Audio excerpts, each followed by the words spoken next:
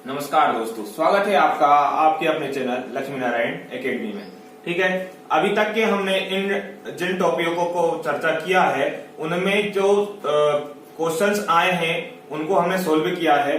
अब आगे भी हम इसी तरह, जब तक हमारा कोर्स खत्म नहीं हो जाता, जब तक हम उसकी अच्छे से प्रैक्टिस नहीं कर लेते, हमारा ये निरंतर प्रयास रहेगा कि हम अच्छे से अच्छा करते जाएं।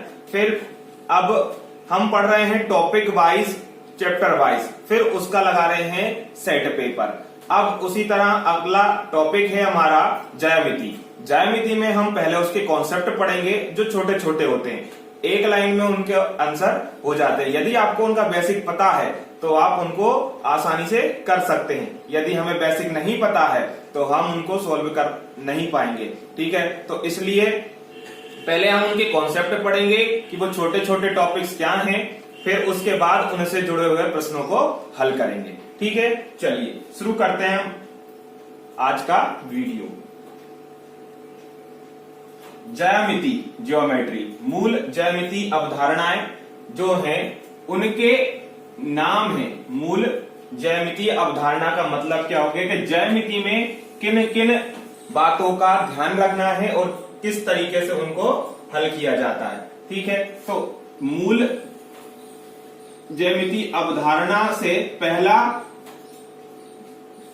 समझने वाला पॉइंट है बिंदु, जिसको पॉइंट बोलते हैं। ठीक है, ये बिंदु क्या होता है? बिंदु क्या होता है कि एक ऐसा सर्कल, ऐसा वृत्त जो पूरे तरीके से भरा हो। हाँ, ये ध्यान रहे कि जो वृत्त की जो बिंदु की परिभाषा है वो ऐसी है कि ये बिल्कुल क्या होता है, वृत्त की तरह होता है और ये भरा होता है। तो ये जो मैंने 3 डॉट लगाए हैं या बिंदु लगाए हैं, तो ये क्या कहलाएगा? पॉइंट कहलाएगा। ठीक है, तो ये जो है इसका मतलब ये ऐसा नहीं हो सकता कि एक तरफ से ज्यादा निकला हो और एक तरफ कम निकला हो। तो जो बिल्कुल वृत्त हो, है ना, और छोटे छोटे जो बिंदु हम यदि यहां ऐसे जोड़ दें एक सीधी सीधी, तो ये बहुत सारे क्या हो गए? पॉइंट्स हो गए। और इनको यदि हम और छोटे छोटे पॉइंट्सों को मिला दें तो ये क्या बन जाती है? एक रेखा बन जाती है। ठीक है, तो शुरुआत कहां से होती है ज्यामिति की? बिंदु से, कि एक बिंदु मिलकर पूरी ज्यामितीय स्ट्रक्चर बना लेते हैं। ठीक है, तो बिंदु की होगी ये परिभाषा कि जो इसकी एक ही तरीके से प्रश्न पूछा जाता है कि बिंदु का आकार या शेप क्या होता है, तो हम उसको बोलेंगे किस आकार का होता है? वो वृत्ताकार का होता है, वृत्त सर्कल के आकार का होता है। ठीक है, अब नेक्स्ट पॉइंट आता है हमारा रेखा। रेखा को इंग्लिश में बोलेंगे लाइन। लाइन का मतलब ये बिल्कुल नहीं होता कि हम उसको ऐसे बना दें, ये बिल्कुल कोई लाइन नहीं है ना, ये कोई एक रेखा नहीं है। इसको ध्यान में रखें कि हम जब छोटे छोटे बिंदुओं को यदि हम मिला दें, छोटे छोटे बिंदुओं को डॉट डॉट धीरे धीरे, मतलब बहुत सारे बिंदुओं से मिलकर कहीं तक जिनका छोर निश्चित नहीं है, मतलब ये यहां से शुरू होती है, अंत इसका कहीं नहीं है। ये तीर ये बता रहा है कि इस रेखा का, इस लाइन का कहीं कोई अंत नहीं है, तो उसको बोलेंगे हम क्या? रेखा। रेखा की परिभाषा क्या हो गई कि यदि बिंदुओं, छोटे छोटे जो बहुत सारे बिंदुओं को यदि हम मिला दें, बहुत सारे बिंदुओं को मिला दें और उनका कहीं कोई अंत ना हो, उनका कहीं कोई अंत ना हो, दोनों तरफ उनको बढ़ाया जा सकता है, उनको बोलते हैं हम रेखा। उन्हें बोलते हैं हम क्या? रेखा। ठीक है, अगला पॉइंट आता है रेखाखंड। अगला पॉइंट आता है रेखाखंड। ठीक है, अगला पॉइंट आता है रेखाखंड।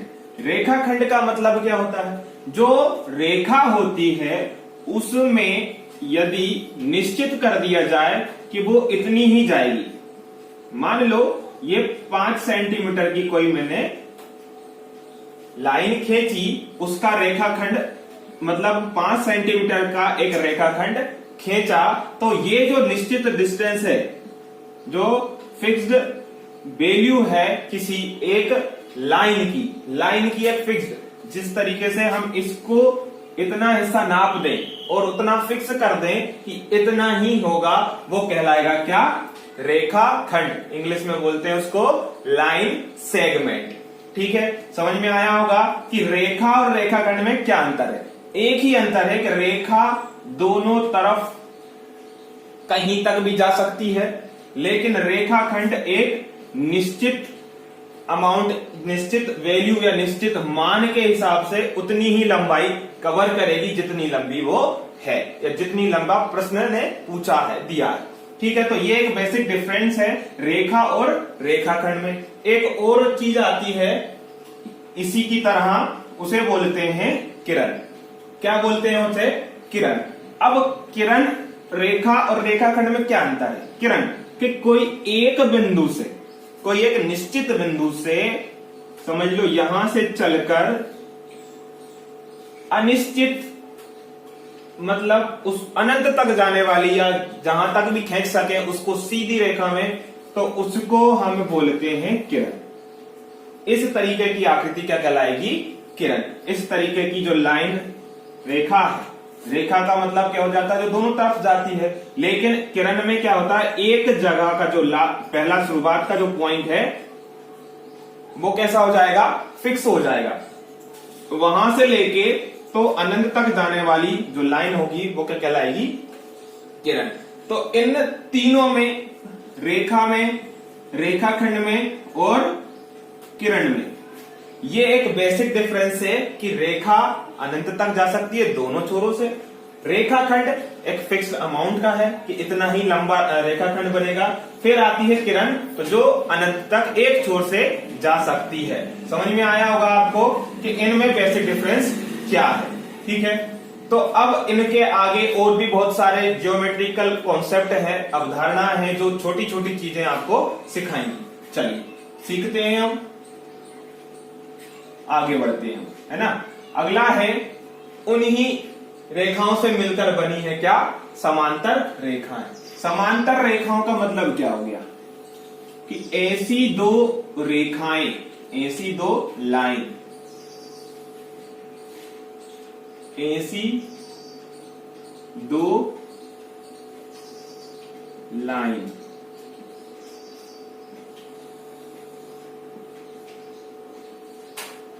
समझ लो, ये हो गई एल और ये हो गई एम। ये दो रेखाएं हैं, ये दोनों कभी भी आपस में एक दूसरे से नहीं मिलेगी और इनका जो बीच का डिस्टेंस है, इनका जो बीच की जो दूरी है वो हर जगह समान होगी। देखो, नाम में छुपा है उत्तर का और कॉन्सेप्ट का मतलब। समान अंतर, क्या लिखा है? समान अंतर मतलब ऐसी रेखाएं हैं जिनमें समान अंतर हो, जिनके बीच की दूरियां कैसी हो? समान हो। जिस तरीके से हम रेल की पटरियों को देखते हैं कि वो कैसी होती है? बिल्कुल सीधी होती है ना। उनके बीच का जो समान डिस्टेंस है वो बराबर सब दूर उतना ही होगा जितना वहां से शुरुआत उनकी जहां से हुई है। तो इस तरीके से वो दोनों रेल की जो पटरियां हैं वो कभी आपस में जुड़ती नहीं है ना। तो इस तरीके की जो रेखाएं कहलाएगी वो क्या कहलाएगी? समांतर रेखाएं। इनसे बनने वाले बहुत सारे कोण आएंगे जो हम कोण के टॉपिक में पढ़ेंगे। अभी हम पढ़ रहे हैं केवल रेखाओं के विषय में। ठीक है, जब हम कोण की चर्चा करेंगे तो इनसे निर्मित जो कोण बनेंगे उनको अभी हम अच्छे से पढ़ेंगे। ठीक है, तो समान अंतर वाली जो रेखाएं होती हैं उनको क्या बोलते हैं? समांतर रेखा। और ये दोनों आपस में कैसी है? समांतर। इनको लिखने का एक तरीका है कि एल समानांतर एम। दो रेखाएं हैं, इनको लिखने का तरीका क्या हो जाएगा? एल समांतर। इस चिन्ह को बोलते हैं समांतर का, और ये क्या है? एम। ठीक, अब नेक्स्ट इसी की तरह एक और रेखाएं आती हैं जिनको बोलते हैं हम समपाती रेखाएं। ठीक है, ये हो गया था एल समांतर एम। अब संपाती, संपाती जो एक दूसरे के, संपाती मतलब कैसा हो, एक दूसरे पर चल रही हो, है ना। जैसे ये कोई एक रेखा है जिसको हम P नाम दे दें, ठीक है।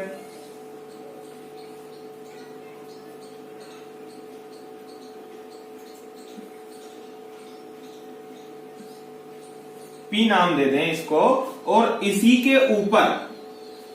के ऊपर यदि कोई लाइन जा रही है, इसी को ओवरलैप करती हुई, इसी के ऊपर चढ़ती हुई कोई एक और लाइन जा रही है, उसको हम Q नाम दे दें, तो P और Q कैसी हो जाएगी, समपाती रेखाएं। क्या कहलाएंगी वो, समपाती रेखाएं, कि दोनों रेखाएं एक दूसरे के ऊपर है।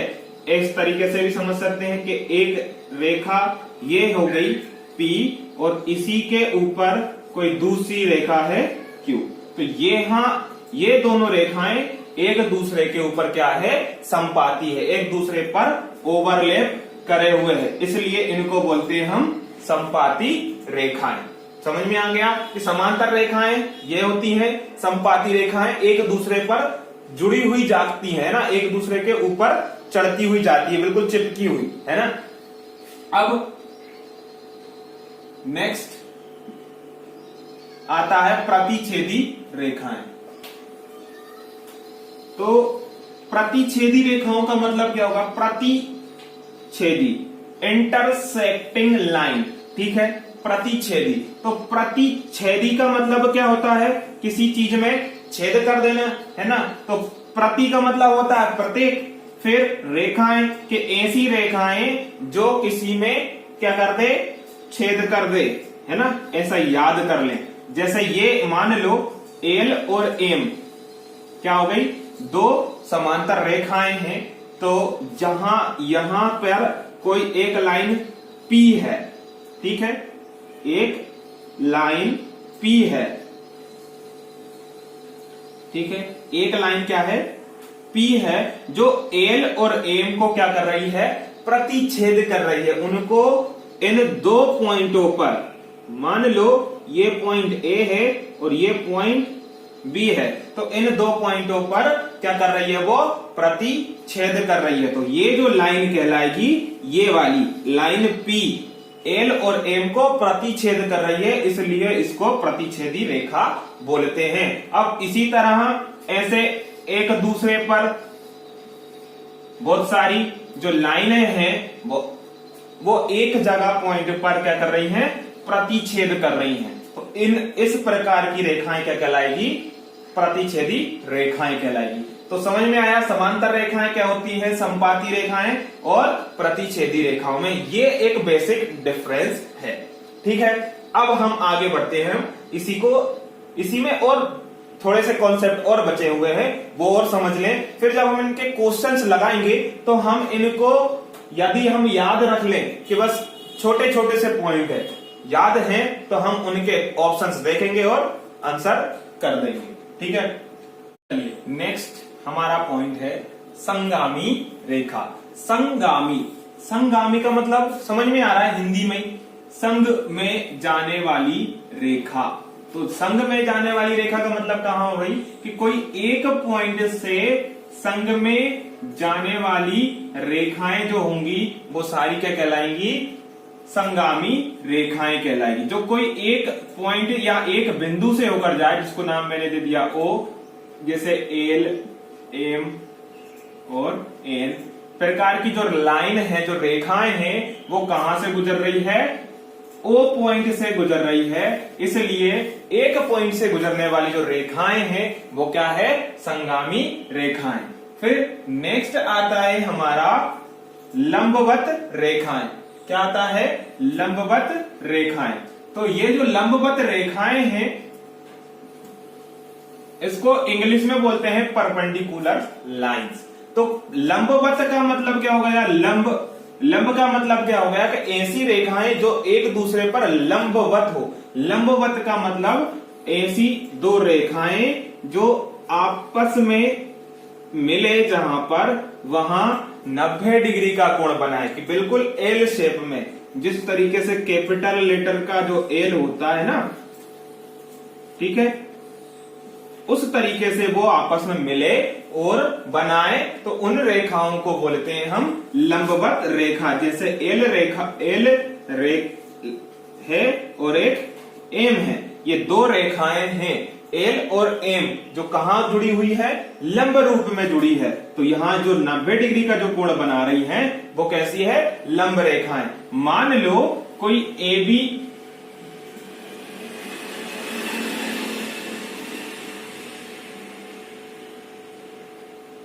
ए और बी एक रेखाखंड है, ये एक रेखा है, इसके ऊपर एक रेखा P और Q इस तरीके से है।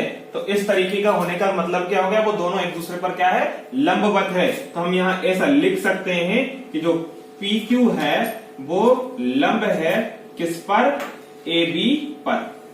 इस तरीके के जो प्रश्न हैं वो छोटे छोटे करके ऑब्जेक्टिव में आते हैं। जिस तरीके से हम पेपर की तैयारी कर रहे हैं कि उसमें ऐसा ऑप्शन देगा कि यदि इस तरीके का लिखा है, या चित्र बना के दे देगा, चित्र बना हुआ आएगा कि इस तरीके को देखो, इसको देख के ये बताओ कि कौन सा ऑप्शन सही है और कौन सा ऑप्शन सही नहीं है। तो नहीं है वाले प्रश्न थोड़े से टफ हो जाते हैं। उसके लिए हमें उन 3 ऑप्शन का नॉलेज भी होना चाहिए कि वो सही है या नहीं, ठीक है।